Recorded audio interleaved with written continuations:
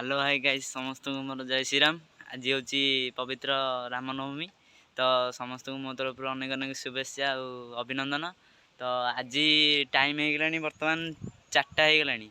तो आज आमर अच्छी प्रभु रामंकर मंदिर राम मंदिर जीवार अच्छी गोटे शोभा यात्राटे हो। तो चल देखिया कौन हो नहीं आम जा 8 नंबर जीवार अच्छी यूनिट 8 नंबर ठी पहुँची सारा पर से समस्ते भाई मैंने अच्छा सागर मिसिकी योगदान कर शोभा यात्रा को आगू बढ़ाया। देखिया कौन हो चलतु।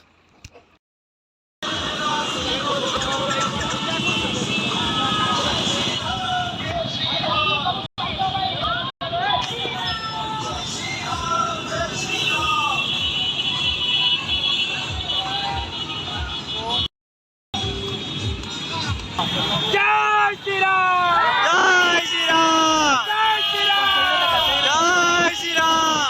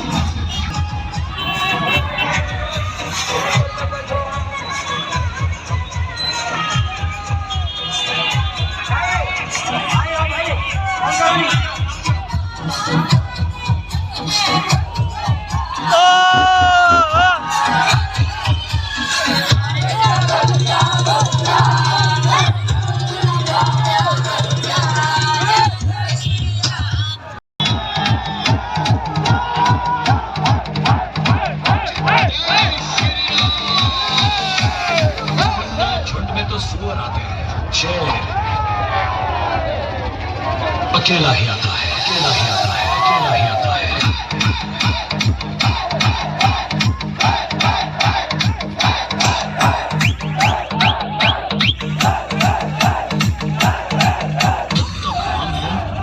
तुम हो। जिस दिन हमारा सिर घूम गया ना, तो यहाँ पर कब्रिस्तान ही कब्रिस्तान होंगे।